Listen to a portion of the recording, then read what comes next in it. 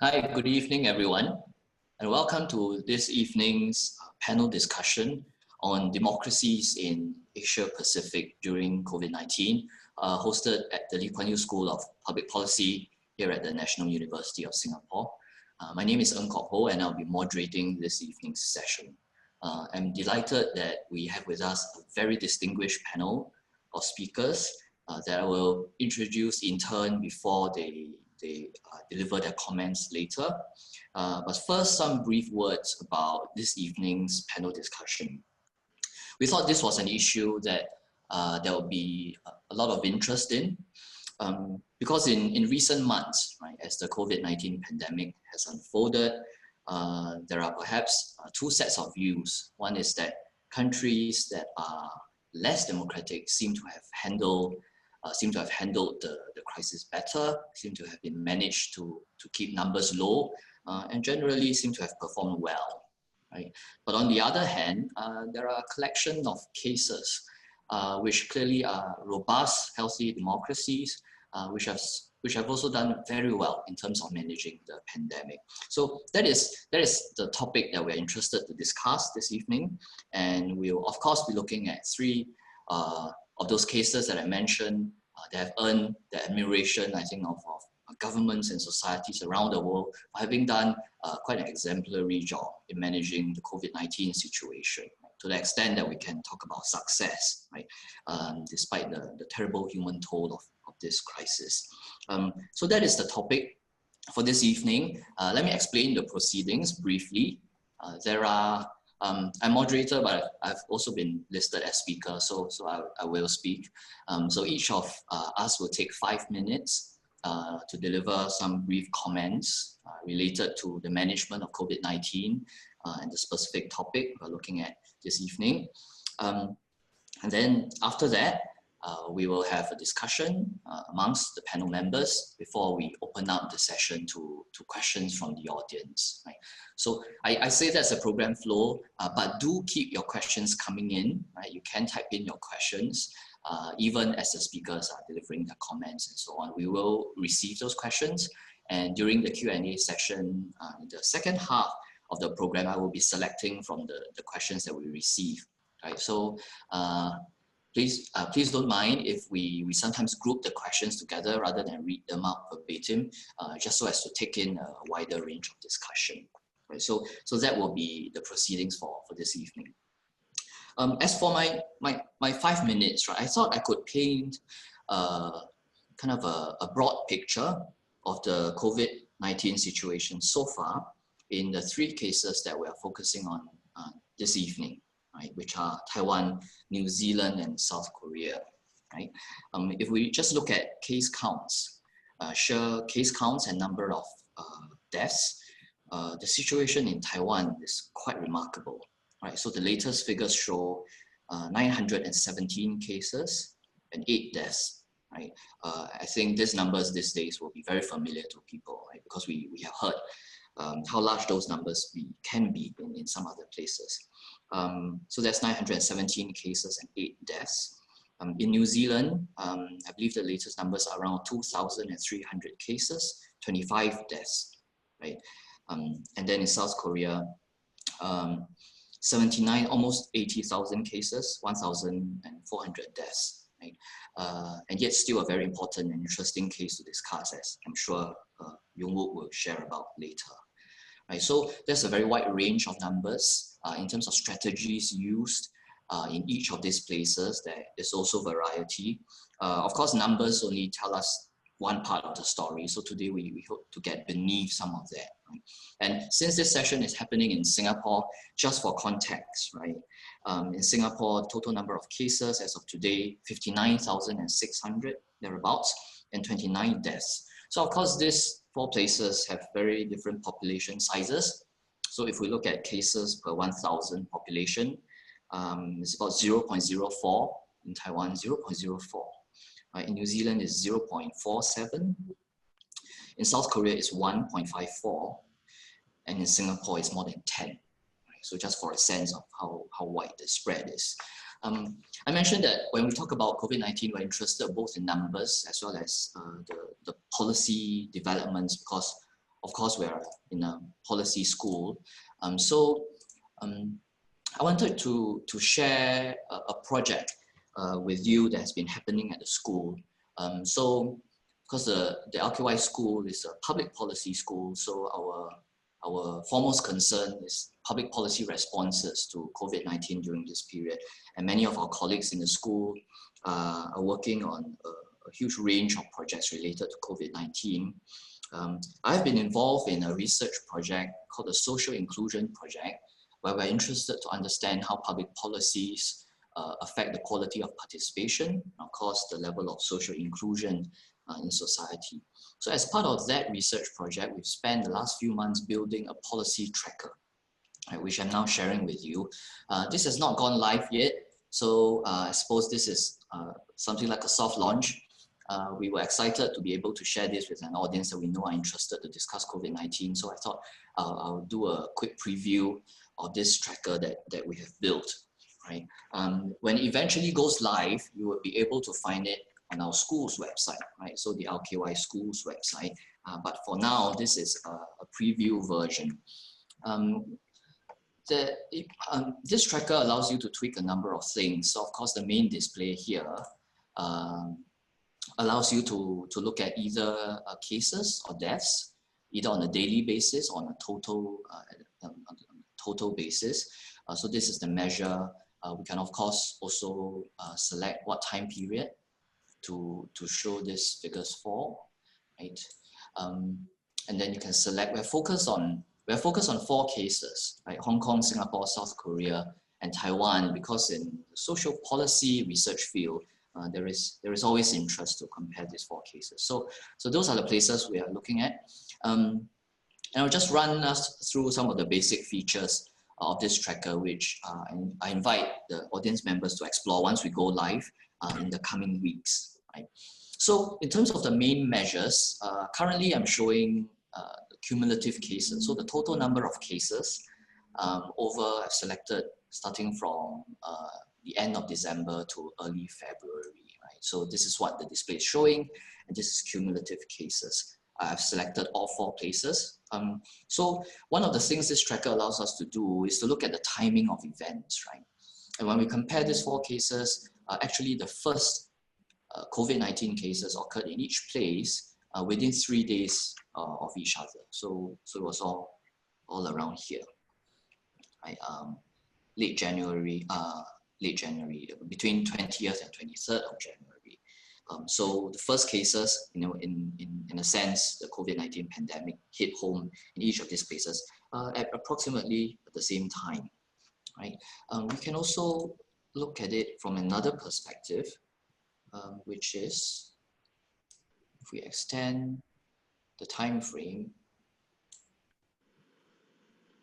Okay, by taking in a longer time frame, now this graph shows us a longer time frame, you will very easily pick up the first waves, right? We have been talking about waves of cases. So in red, this is the first wave peaking on the end of February for South Korea. The first wave happened sooner. And then Singapore's very extended first wave started a bit later. But in fact, during this period, Taiwan and Hong Kong also had their first waves, but because the scale is so much larger, right, so much taller for Singapore and South Korea, that it's not obvious. So if I remove those 2 cases, then and let the axis rescale, you can see this is the first wave in Hong Kong and Taiwan, which again happened at pretty much the same time. Right? What about then the second wave? Right? If I extend the time frame, you will be able to see in the blue line for Hong Kong, that was the second wave. We are now currently up to the end of September in our data cleaning and so on, but we of course hope to extend it and to keep up with events. So this is the second wave for Hong Kong. Where is the second wave for Taiwan? There wasn't one. Right? So after the initial blip, it was pretty much a flat line. So this is to look at the waves of cases. There are other things we can do with this visualization, which is to look at policy interventions I mentioned. So that for that, we move to the bottom half of the tracker, where we split the 4 lines so we can see things more clearly. There are 2 views for the graphs at the bottom. If you choose to standardize the vertical axis, then this is the consistent scale, right? Except the lines for Taiwan and Hong Kong are very flat, so we don't see very much, right? So you can maximize the vertical axis. This way we see things more clearly because the case counts in absolute numbers are so different for the 4 places. So looking at these 4 places now in terms of policy interventions, if I focus on just up to early March, right? And I look at, I talked about our interest in policy intervention. So one of the unique approaches of this visualization is that we cover about 7 policy domains, which are further separated into about 80 policy types, right? So in a way, it's like a case study approach. We want to know not just numbers, but specific policy stories, right? So let me just toggle this to cumulative cases. Now, if you look at the 4 lines for the 4 places, these dots mark out the dates on which there were policy interventions in this particular policy domain. And I've chosen, in this case, travel restrictions. So one of the interesting things now this visualization shows is that actually travel restrictions were introduced again at very similar points in time in late January, almost around, again, the same time period, 20 days before the first cases were recorded.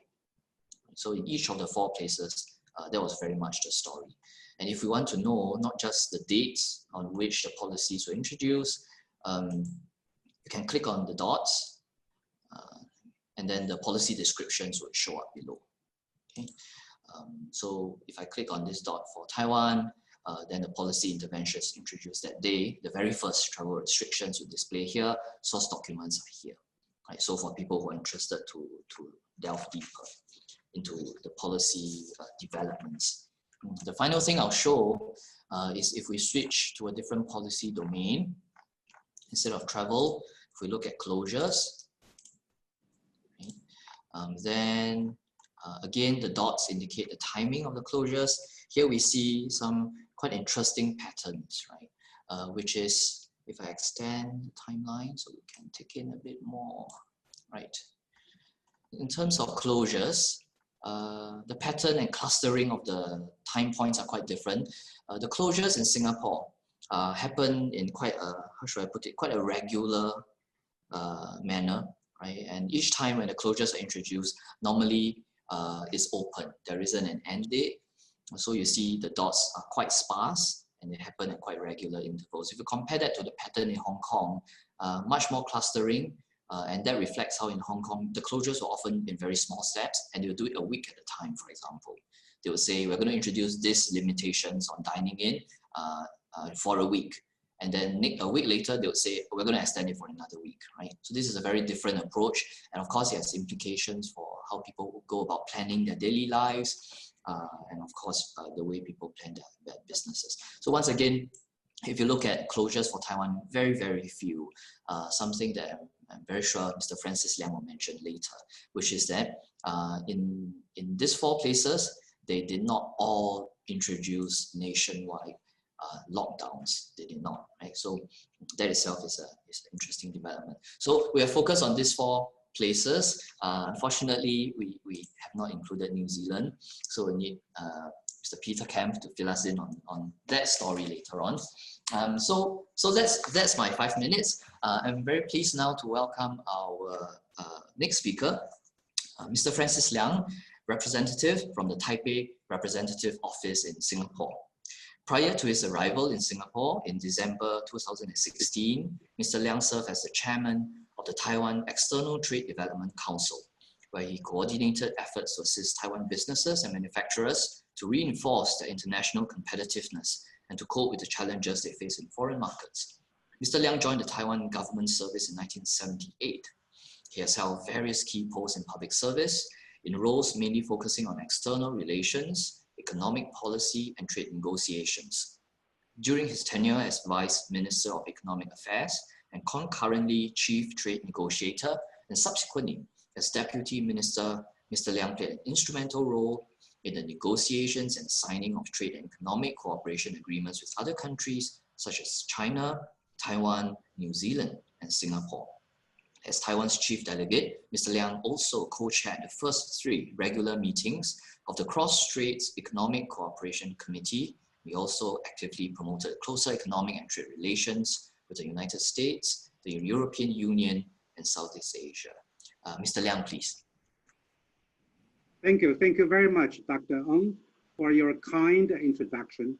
It's a great pleasure for me to be here with everyone to talk about democracies in the Southeast Asia region under COVID-19, because this is the first time in recent history that not only a regional shutdown, it's a global shutdown because of the COVID-19 pandemic. And I will, because of the time consideration, I will do my presentation using the PowerPoint, so that I will share with our audience the guideline of my presentation. So I'm glad that we can come to introduce the Taiwan experience, so that we can talk about the issue Taiwan face and the measures that Taiwan take to handle the pandemic. And I'm going to discuss in those 3 features, the Taiwan's success under COVID-19, the key features of our model of handling the pandemic, and also the democratic values in response to pandemic, because I think that's part of the emphasis today. And Taiwan's success under COVID-19, I think Dr. Ng mentioned already that while the whole world, the global confirmed cases are over 100 million, Taiwan only have 917 confirmed cases, while we have 24 million population. And out of the 917 confirmed cases, only 75 cases are local transmitted cases. So the total death in Taiwan is only 8 deaths. So actually, for the past year, we don't have any lockdowns, national lockdown or local lockdowns. And all the schools, workplaces, social gatherings, they continue. So as a result, Taiwan's economic situation last year was not bad. So actually, it was one of the best, highest economic growth in the world, because last year, our economic growth was still almost 3%, so 2.98%, while the whole world would suffer 3.5% negative growth. So we are forecasting that this year, we will have almost 4% economic growth. And part of the reason for this economic performance was that Taiwan has a sizable manufacturing component in our GDP. So especially that our industry are very strong in the ICT industry and the semiconductors.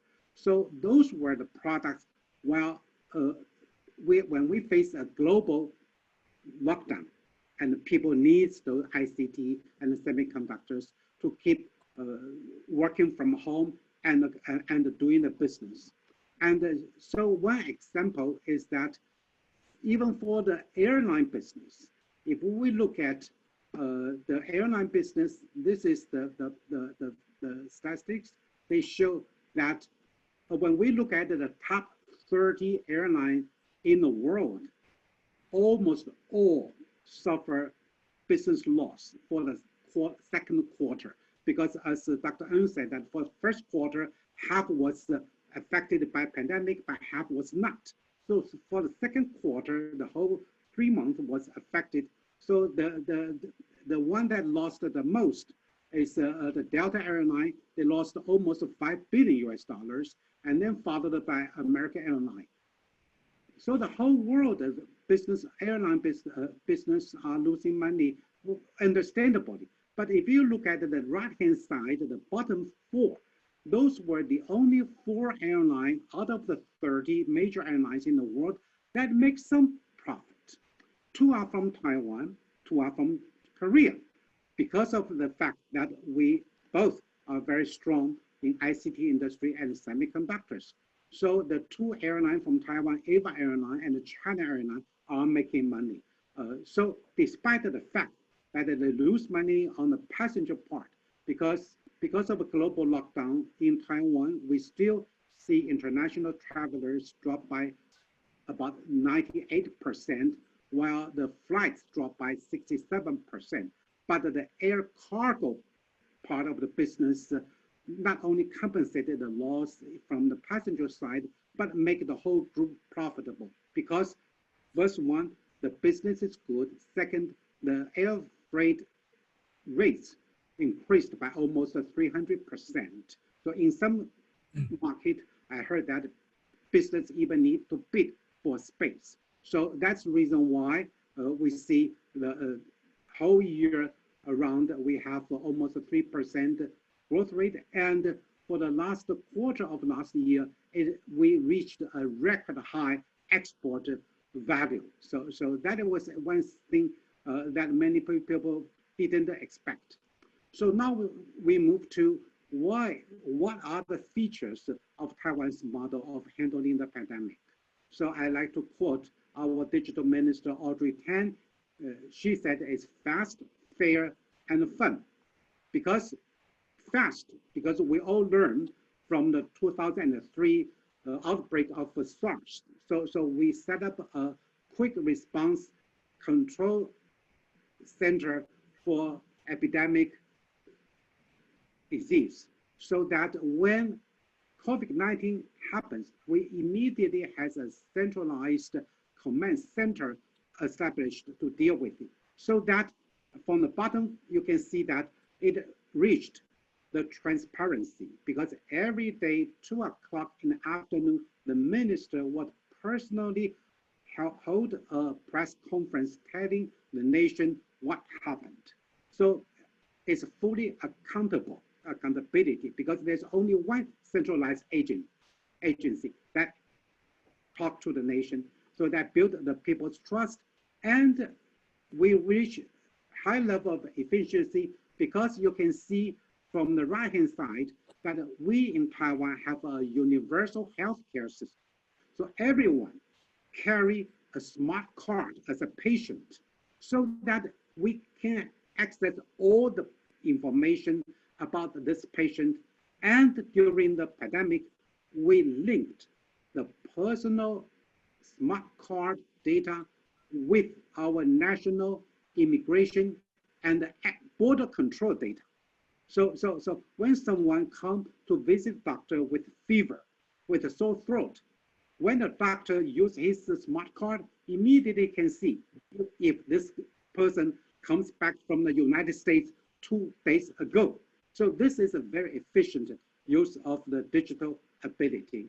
So this is part of the reason why we can respond so fast. And also, I'd like to share with you that because at the beginning of the pandemic, Taiwan was short of face masks. So we immediately established a national mask team, so that at the beginning of last year, we have only daily production about 2 million masks a day. But we increased that 8 times. In 40 days, we established 92 production lines for 29 companies. So now our daily production is over 20 million masks a day. So we can not only supply our own population, we can export and we donate to many countries in the world.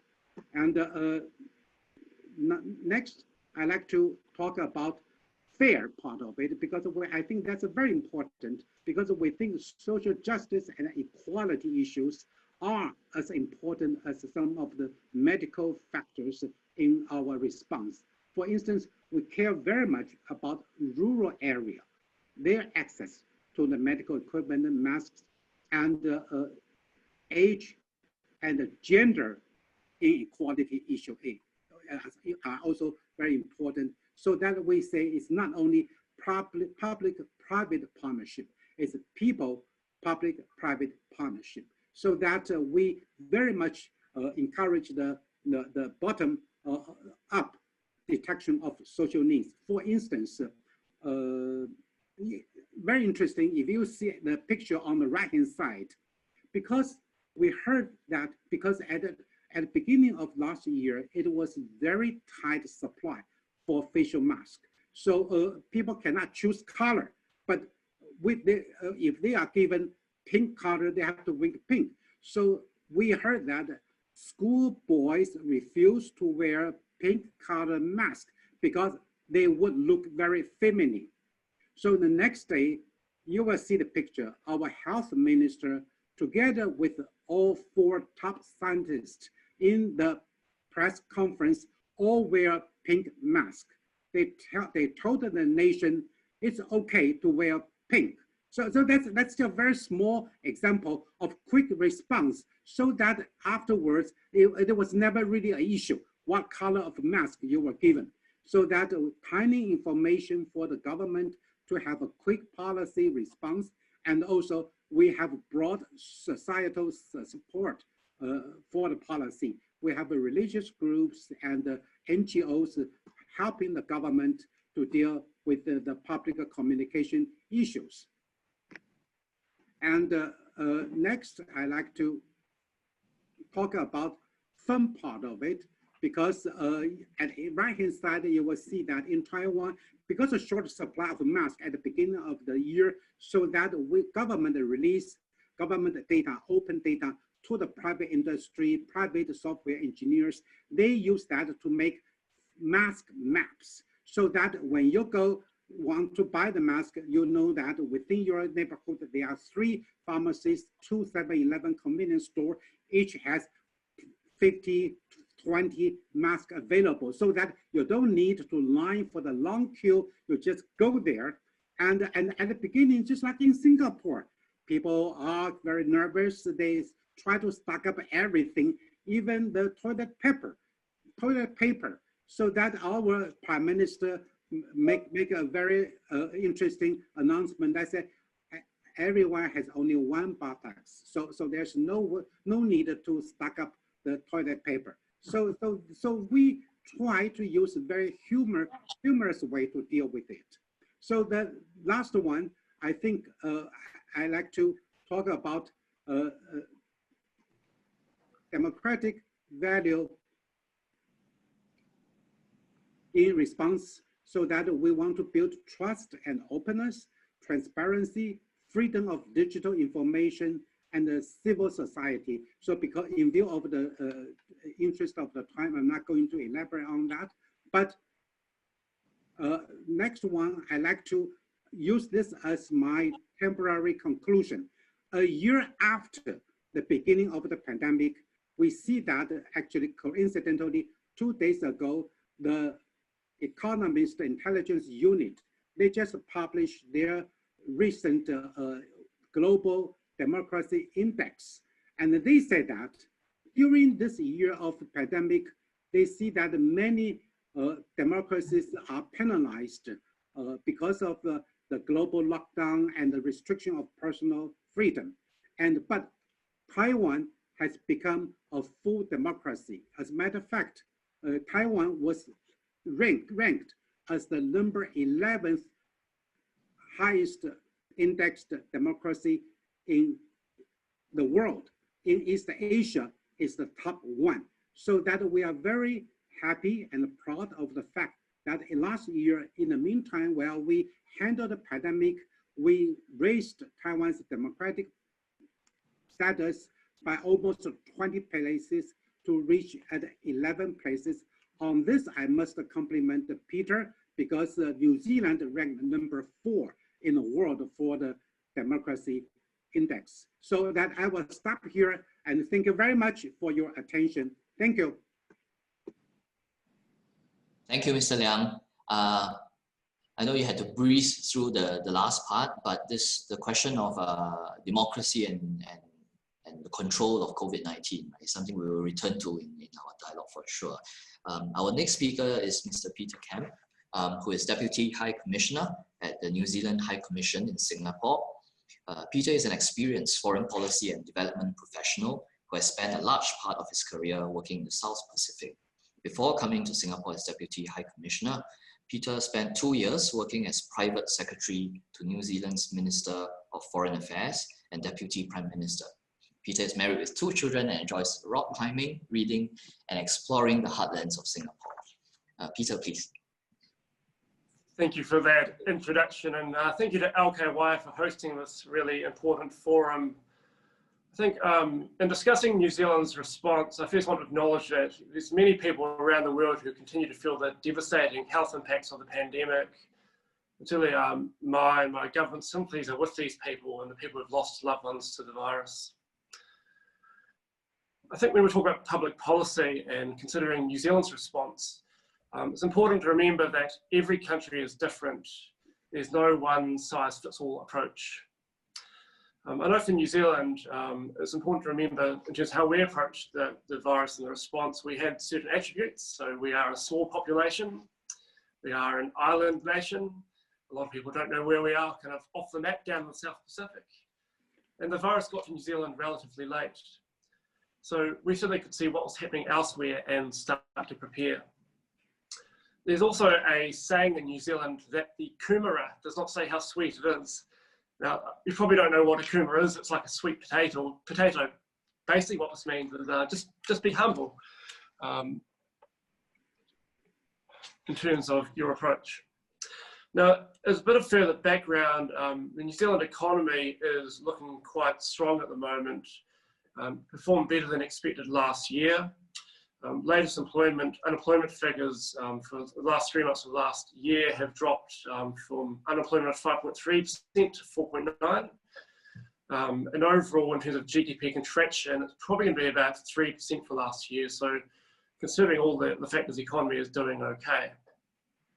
Now, in terms of the New Zealand approach, I've had to think about the reasons why New Zealand's approach to COVID-19 has gone well so far. And I've identified 3 reasons, and I'll be rather succinct. I know at the end of the day for most of the viewers out there, so you're probably starting to get a bit of Zoom fatigue. So reason number 1 is decisive decision-making based on science. So the New Zealand government made the decision to respond rapidly.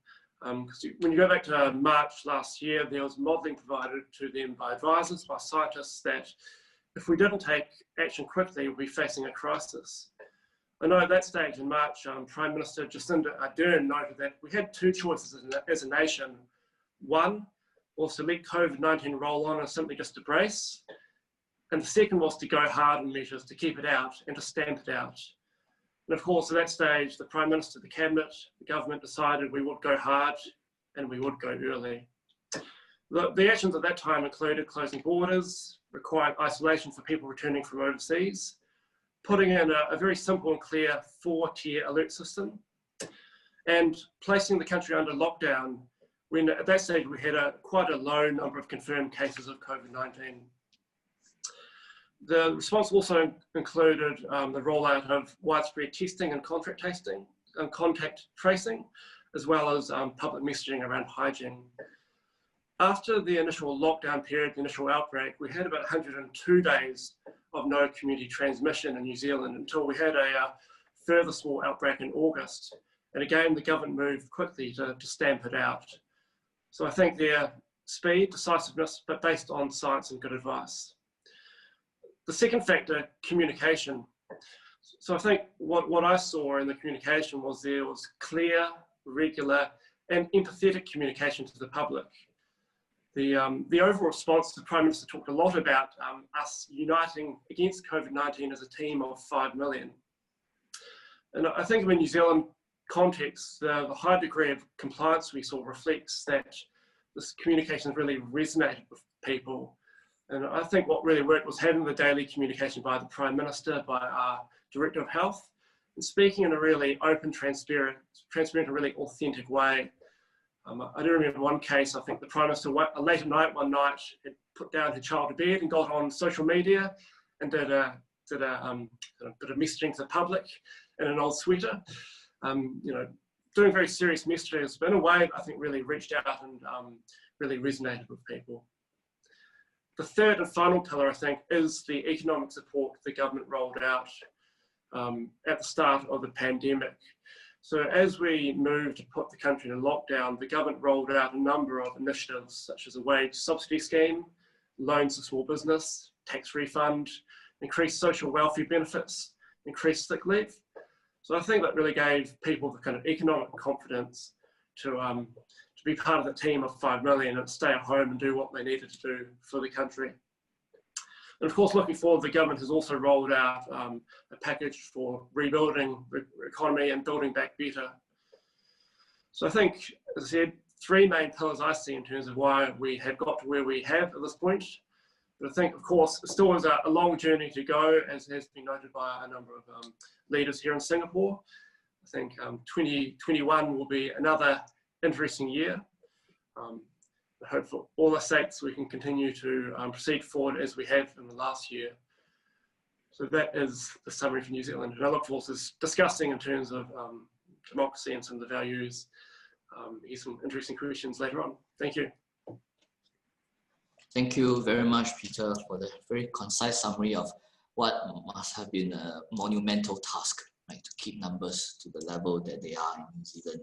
Our final panelist is a colleague, Assistant Professor Ryu Yong-Woo at the Lee Kuan Yew School of Public Policy. Assistant Professor Ryu specializes in international relations with a focus on East Asia. His research interests include foreign policies of China, Japan, Korea, and ASEAN, as well as broad regional and global issues. His current research examines the effect of national identity on foreign policy and international relations, Chinese economic statecraft, Sino-Japanese relations, and Korea-Japan relationship. Prior to joining the LQI school, Yong-Woo taught at a number of different places, including Australia, Korea, China, Japan, and Taiwan, and I know he speaks numerous languages. Yong-Woo was a Frank Knox Memorial Fellow at Harvard, and his research has been supported by various organizations, including the Japan Foundation Fellowship and the Taiwan government. Yong-Woo, please, over to you. Right. Thank you so much for inviting me to this very important panel. I'm going to share my screen with the audience. And in the next 5 minutes, my task is to give you a basic summary of how South Korea has approached this COVID-19 situation. I think the Korean government would be very happy to be classified in the same group as Taiwan and New Zealand. I mean, if you look at the record, South Korea has not been as successful as Taiwan and New Zealand. Of course, it has been more successful than many other Western European powers and North American countries. All right, so let's get started. So this graph shows the number of total cases. And as Dr. Ying mentioned, so far there have been close to 80,000 COVID cases in South Korea since the first case broke out in late January 2020. And to date, there have been 3 separate waves of COVID-19. So this graph clearly shows 3 different waves, and each one of these waves was managed by the Korean government rather quickly and with great deal of efficiency. The concern is the latest, the 3rd wave is the most serious and most damaging, and it has not been brought under control as yet. So, currently the daily number of new cases is around 400. I think yesterday was over 400, and the government is struggling a little bit to place that number under control. Next graph is about the total number of deaths, and it's not very high if you compare it to Western European powers and North America. But the concern for the Korean government is that throughout the 3rd wave of COVID-19, number has spiked a little bit, and that's a little bit of concern to the South Korean government. And then the next graph, this graph shows once again the daily number of deaths, and as you can expect, this graph approximates the 3 waves of COVID-19 that South Korea has had so far.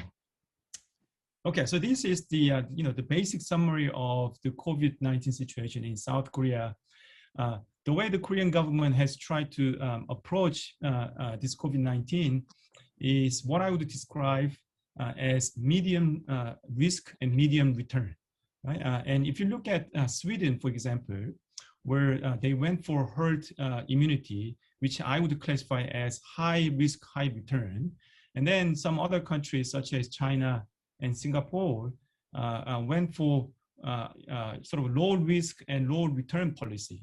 And if you look at the outcomes so far, the countries that went for low risk, low return policy ended up getting low risk, high returns. Right? So Singapore, China did fairly okay. The countries that actually went for high risk and high return policy, namely Sweden, ended up getting high risk and very low return. Right? And that's why the Swedish government revised its complete approach towards COVID-19. South Korea went for, as I said, sort of medium risk, medium return policy, and that's what it ended up getting. Right? So I think that's one point that I want to make. And then the Korean government's approach to COVID-19 situation has been efficient management. Right? So no complete nationwide lockdown. There have been periods of partial lockdown. The Korean government wanted to maintain the economic activities, right, in operation as much as it can, while giving as much freedom and mobility of people as possible. Right? So that has been the general Korean government's approach. As I mentioned, 3 waves of coronavirus so far, with the latest 3rd wave being the most serious. And by and large, I think the Korean government's approach has been quite effective and managed the virus without halting the economy. And that's why in 2020, South Korean economy, the GDP, contracted only by around 2%, which is better than the average performance of OECD countries. And the Korean government, the Korean economy is set to bounce back in 2021 with an expected GDP growth of around 3%. I think there are some market economists who actually predict that the growth rate might be better than 3%. And I think one of the interesting things that I've observed throughout the COVID-19 period is revaluation of these manufacturing countries, right? So if you look around the world, countries like China, South Korea, Taiwan, these are the traditional manufacturing powerhouses in the world. They are the ones who actually performed very well economically, right? And I think it's one of the reasons why advanced economies in the West are thinking about reshoring, right? So bringing back, right, some of the manufacturing factories back to their own territories.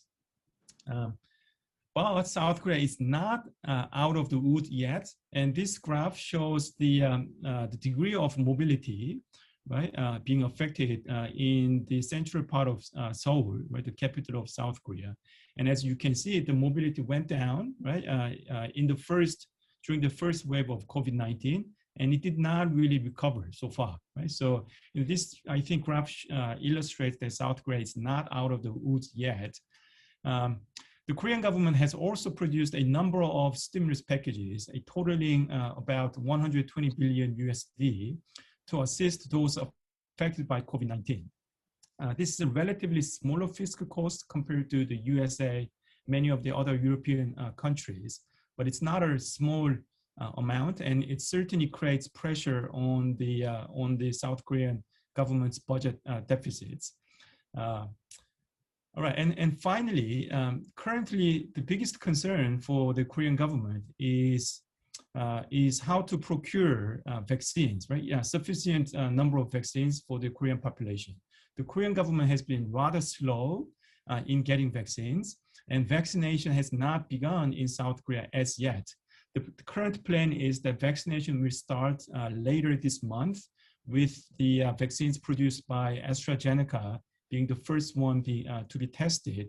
We also know that there's a lot of controversy about the vaccine produced by AstraZeneca, and the amount that South Korean government has managed to contract with AstraZeneca is actually not enough. It's barely enough to cover the medical staff.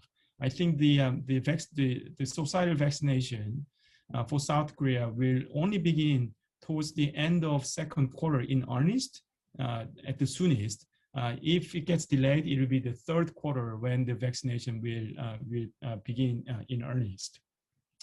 All right, I think that's all I have to say about South Korea. I do have a few other points that I want to make about this COVID-19 situation, maybe during the discussion session or Q&A. But let me just stop here for the interest of time. And thank you for your attention. And I'm looking forward to the discussion and debate. Thank you very much, Yong-Wook, for the very interesting presentation on South Korea's unique strategies.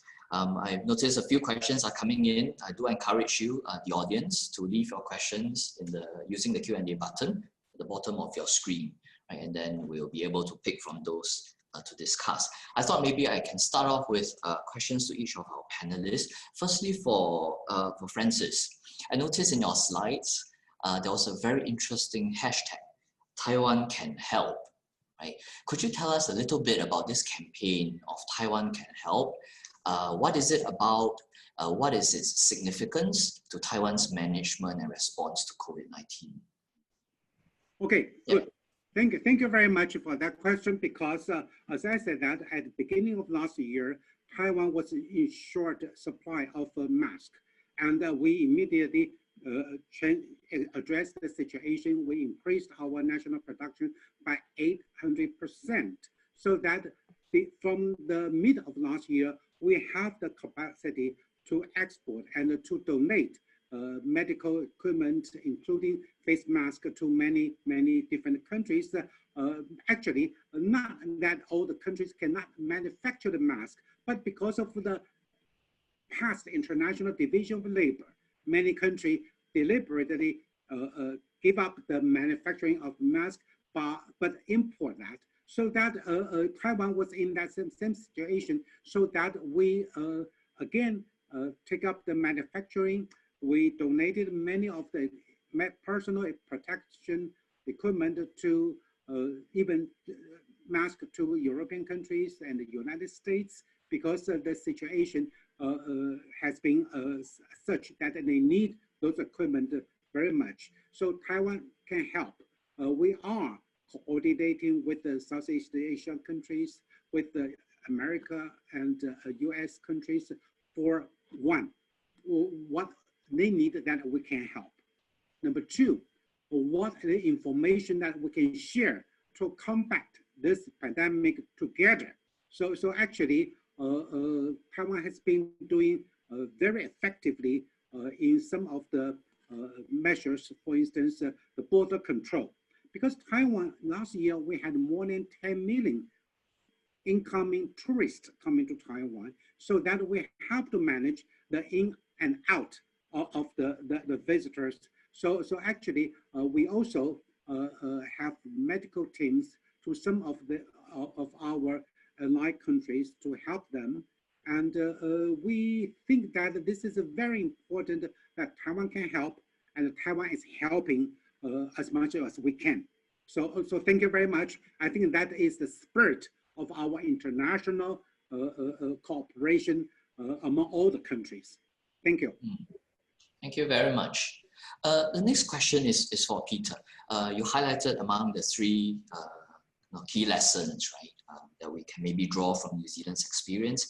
Is this the first thing you mentioned, the decision to go all out, right, go in hard, go in early, a strategy that's been described in the public health literature as the elimination strategy, right? Rather brace strategy, the mitigation strategy. When it comes to elimination strategies, of course, there are huge risks in terms of its possible impact on the economy, and something that Francis mentioned earlier, the notion that it involves curbs on freedom. And we have seen in some other countries how sometimes antagonistically the public might react to such curbs on freedom. Was that a consideration for New Zealand's government? Was it a measured risk? Was it ever a concern that the public might react so badly in response to curbs on freedom? So here we are entering the territory of what it means to do something like a national lockdown in a democratic country. Yes, that's a very good question. I think my view, New Zealanders are very independent in their approach and do like their freedoms and to be out and about.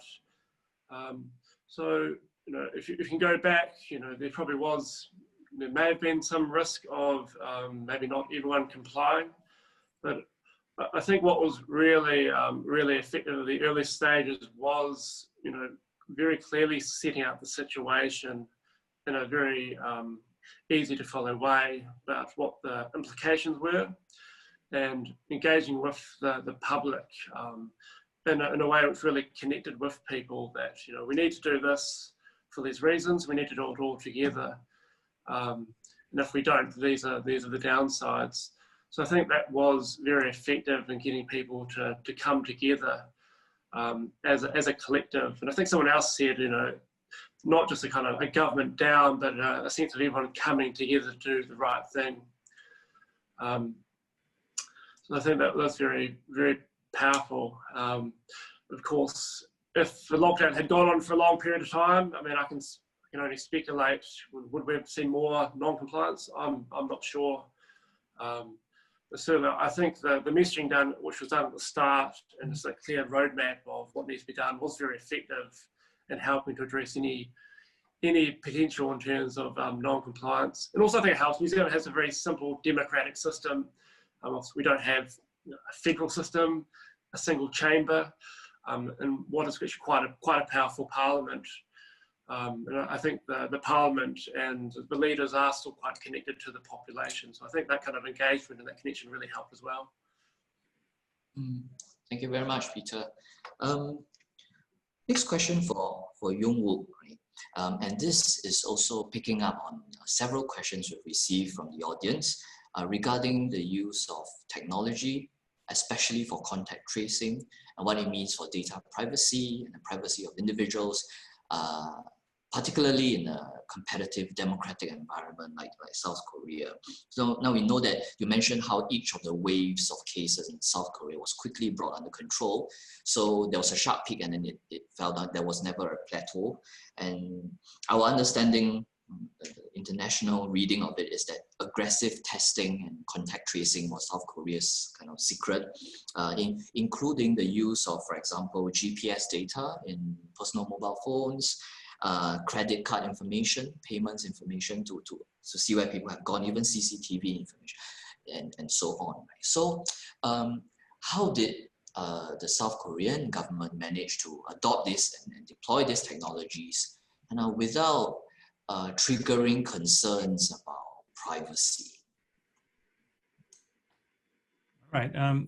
Thank you for that question. So yes, I think both the government, but also some private entities ended up producing these apps, which will send you information about outbreaks of these COVID-19 cases with very detailed local information. And then other people who are concerned with COVID-19, they could look at those information and then figure out where not to go, where to go, and so on and so forth. Right. So the Korean government, as well as the private entities, use technology to a great effect, right, in order to manage the spread of COVID-19 during this period.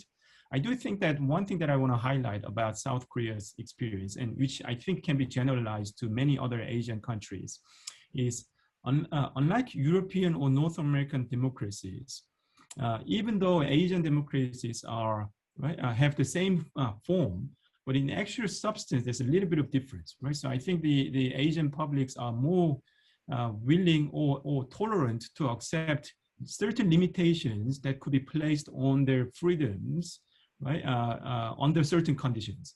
And a lot of the Korean public was happy to tolerate that little limitation, maybe breach of individual privacy, for the sake of containing the virus. And this is a sort of a unique to many of these so-called developmentalist Asian economies, especially South Korea and Taiwan, that went through the experience of dictatorial regime, and now it's in the democratic period.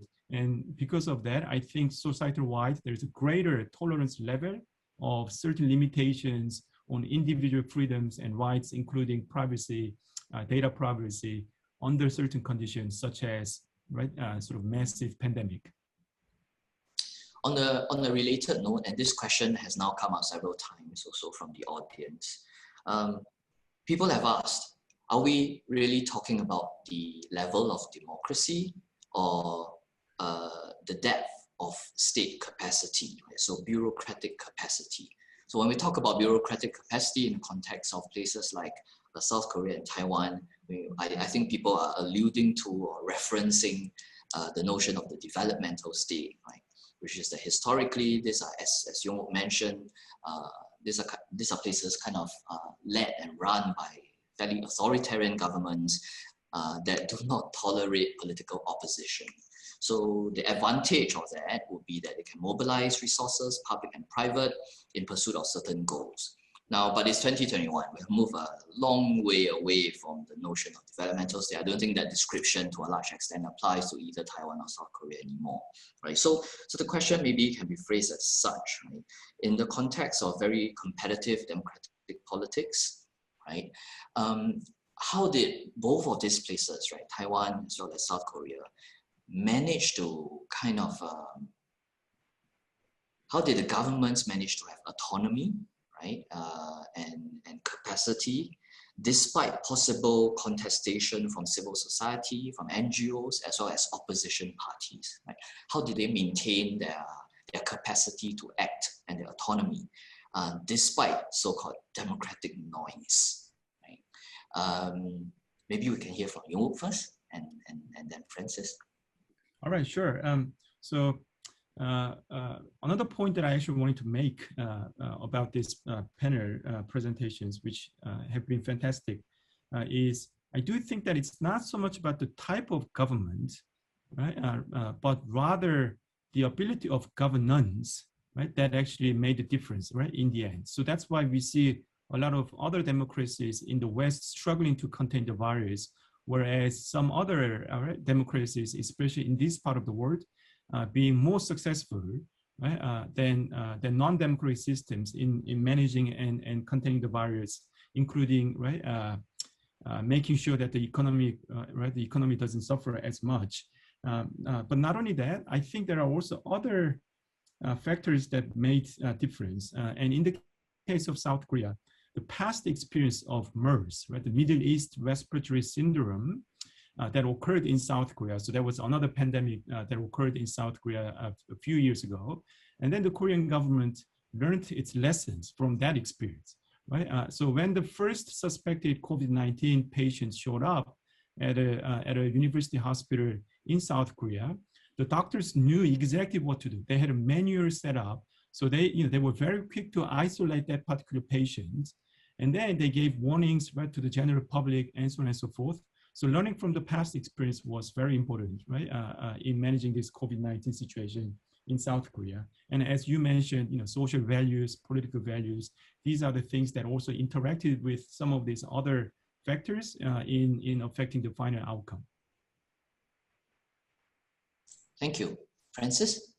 Okay, thank you very much. I think that is a very, very important question. In Taiwan, I think we have a very competitive domestic politics. The opposition party has been very strong, no matter who is in power in the government. But this time, the situation is a little bit different. Like Dr. Yu said that in Korea, they learned from MERS. In Taiwan, we learned from SARS. And also, Taiwan, I think it's blessed for Singaporeans to be here. But in Taiwan, every year we have typhoons, we have earthquakes, so natural disasters are prone in Taiwan, so that our people have this sense of unity in face of natural disasters and the pandemic. So that the opposition party support the government in many of the measures. If the government wanted to build a better, extensive, comprehensive medical system, the opposition will have no problem. And if the government is doing the right thing, but the opposition party is also supervising the government measures, I think that's good. So that, as Dr. Yu said that, probably the lesson we learned from last year's pandemic situation is that no matter it's a democratic or less liberal regime in the world, recently I heard one scholars mention that the most important factors in deciding the success or failure of policies towards a pandemic situation is political leadership and public communication. So if you have the leadership that can make a decision ably and communicate with the public competently and to mobilize the national unity, I think no matter it's a democratic society or less liberal society, they can do the same. But of course, if for a democratic society to make measures less restrictive and make people feel free and more entitled for movement, for their happiness and their freedom and civil liberty, that's so much better. So that is my short analysis. Thank you. Thank you very much.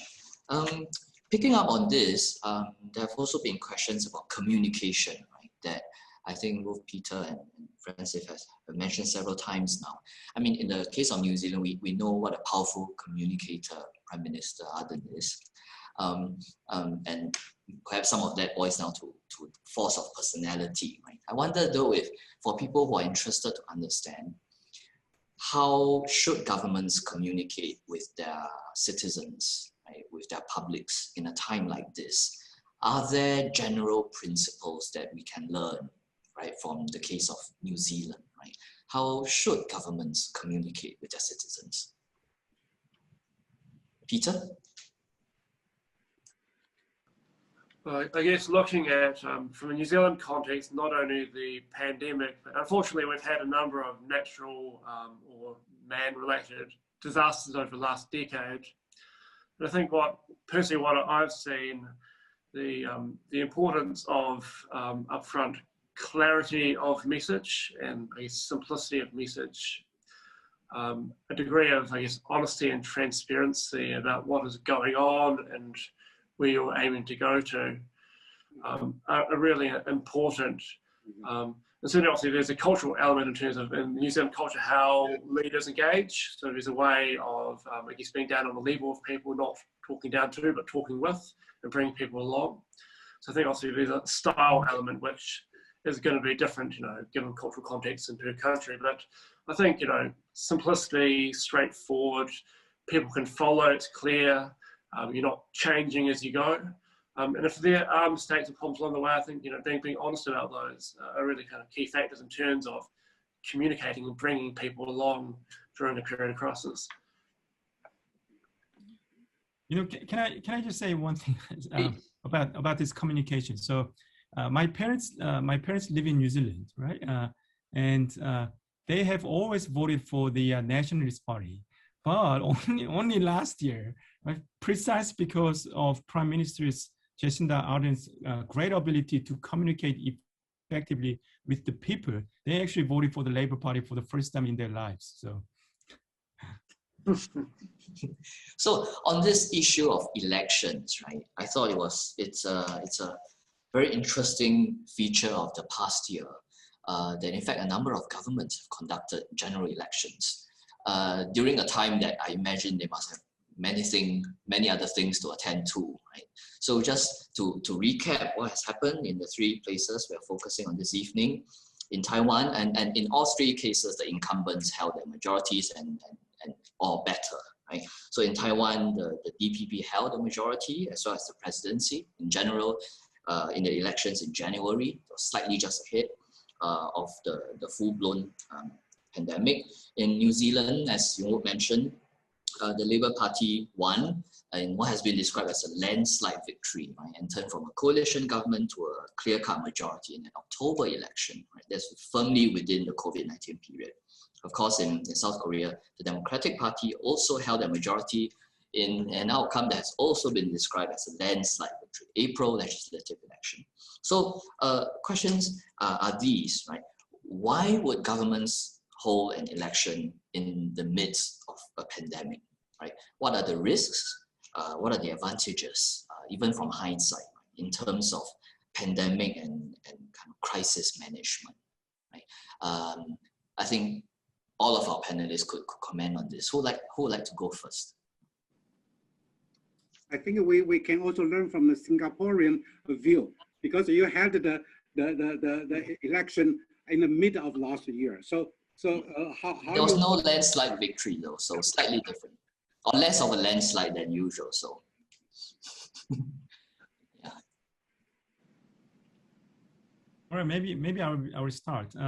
So yes, as Dr. Ng mentioned, Korean government had its National Assembly election in April 2020, and of course that's just after the first wave of coronavirus came to a more or less a halt. So the government felt confident enough to go ahead and hold the election, and at the same time, even though the Korean public was tolerant of accepting certain limitations on their individual freedoms, they were not sort of generous enough to allow the government to postpone the election, right? So it was a sort of fine. Yeah, there was a discussion about postponing the election to a later date initially, but the public resisted.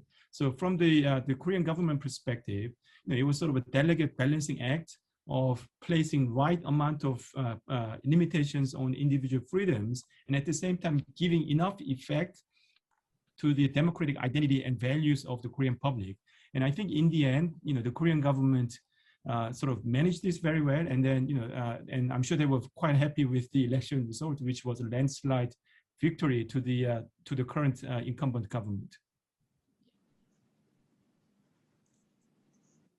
Peter? In the New Zealand context, of course, democracy is a social contract, and in New Zealand we renew it every 3 years. I mean, in the New Zealand environment at that time, there were no community cases of COVID.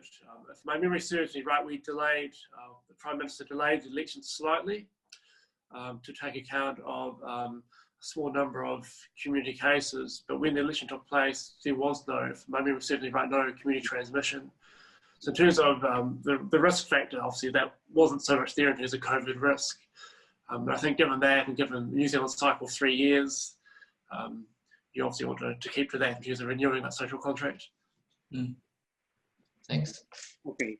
And in Taiwan, we had the general election on the 11th of January. So that is rightly before the full-blown pandemic situation. But we were aware of the situation. We have taken some border measures already. So, but domestically, it was not yet a wild concern. So we were a little bit lucky to have the election mandated by law of that date.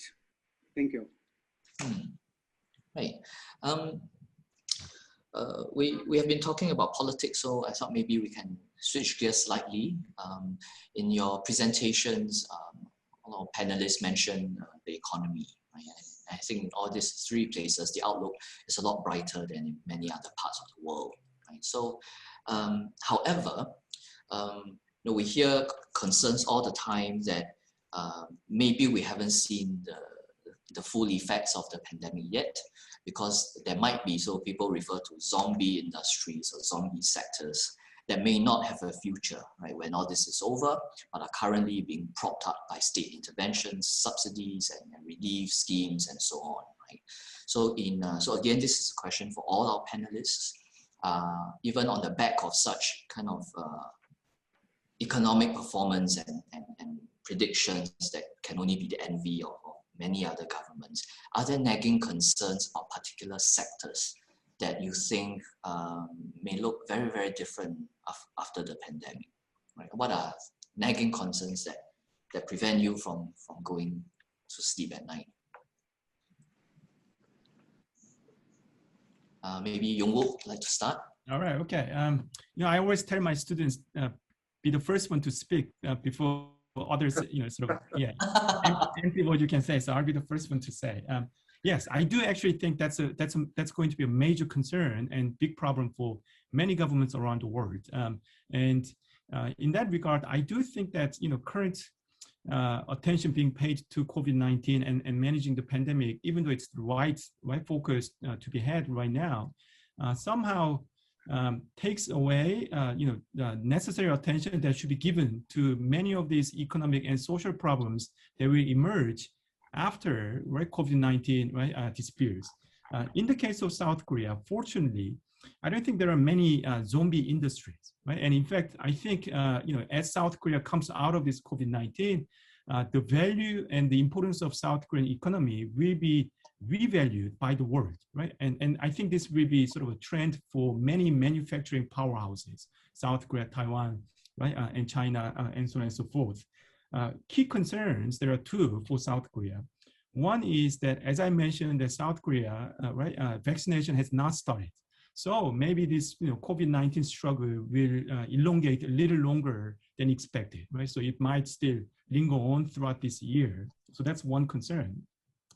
The second concern is it's not so much about Korean economy being, being affected by COVID-19. I do think that the South Korean economy is actually more resilient and more diversified than ever. And in fact, in the post-COVID-19 era, I think South Korean economy will perform very well, right? So semiconductor industry is same as in Taiwan, bio industries, right? There's the second cell batteries, right? And so on and so forth. There are many different industries that can sustain South Korea's GDP growth. But to me, the main concern is the negative economic and social effect on small and medium-sized businesses, right, which have been propped up by various stimulus packages. And even those stimulus packages were not enough to keep them alive. And many of them have already gone out of business. And I think this trend will continue in South Korea. So what we will see is rapidly rising inequalities in South Korean society. So, big businesses, chaebols, they will end up doing so much better. They will accumulate more wealth, but this wealth will not be spread evenly or equitably throughout South Korean society. And that's something that the Korean government must pay attention to and manage in the years to come. Thanks very much, Yong-Woo. Peter? For the New Zealand economy, yes, COVID has caused considerable economic disruption, although at the same time, certainly some of the recent statistics have been better than expected.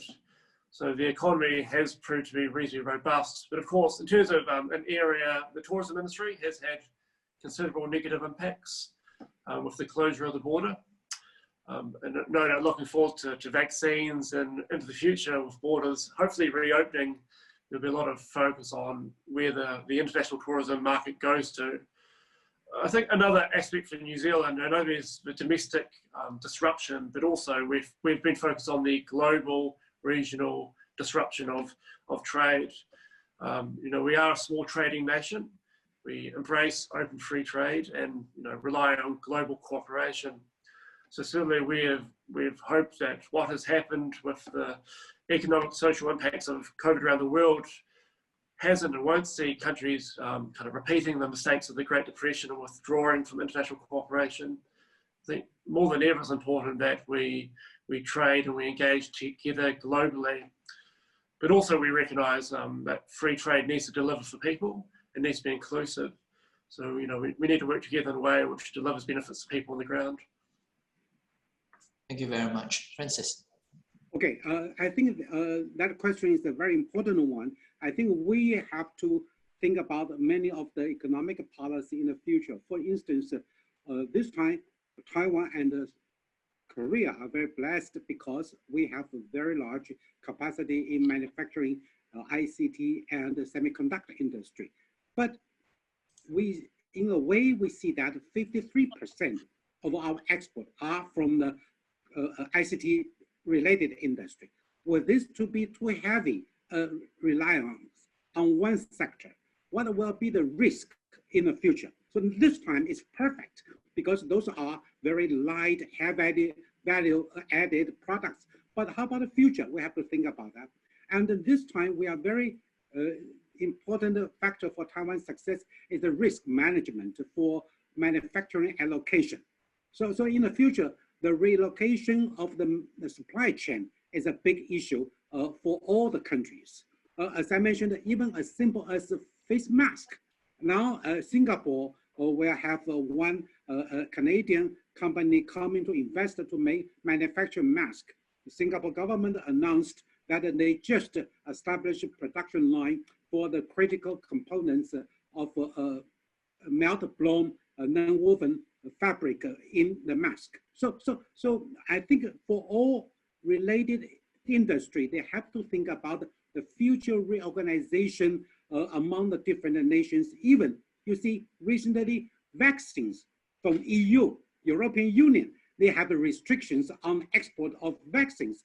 That will affect many other countries, they are importing. So I think sectoral dependence on certain sectors, the risk management, the supply chain reorganization, and Taiwan is a country like Singapore. We depend on trade for international traffic. So how we should manage the future, I think all countries will have a deep thought on those issues in the future after the pandemic. Thank you. Thank you very much, Francis. We're almost out of time, so we'll ask now each panelist to maybe take a minute to tell us if, because I think around the world, governments and people alike are in learning mode, right? They're looking for lessons, right? Because I think people are still searching for solutions. So, so Peter said being humble is the New Zealand way, so I have to ask you to act against your nature. And if you had to share lessons, right, with the rest of the world, what would you say are the most important lessons that governments and other societies can learn, right, from the experience in New Zealand, in Taiwan, and South Korea? If you could just take 1 minute each to share your thoughts on that. Maybe this time, can we hear from Peter first? Thank you for going through me first.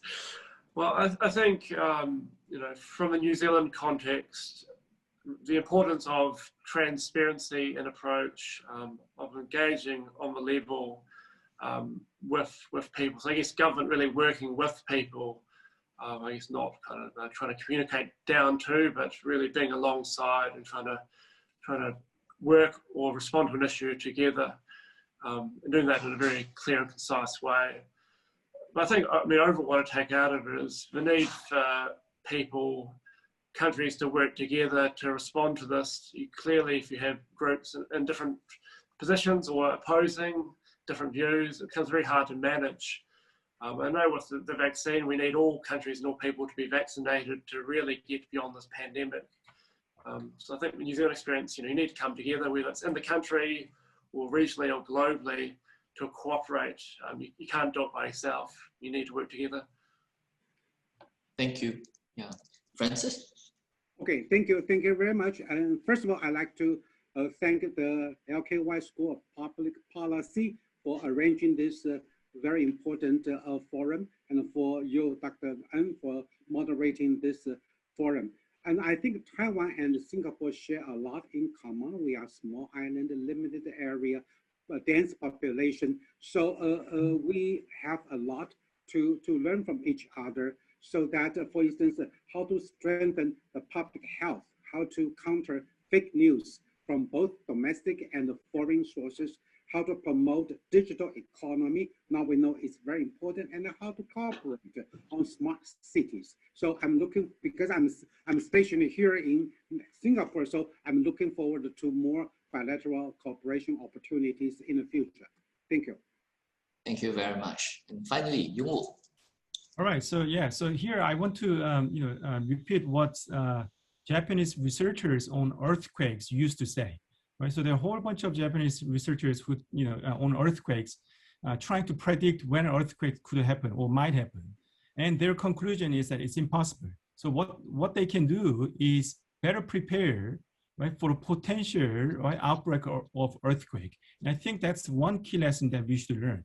We cannot predict when these global pandemics or crises would occur. All we can do is better prepare ourselves for such a situation when such a crisis occurs. So that's one. I think the second lesson that we need to learn is strengthening state capacity while striking a right kind of balance with the social and political vision and values of that particular society.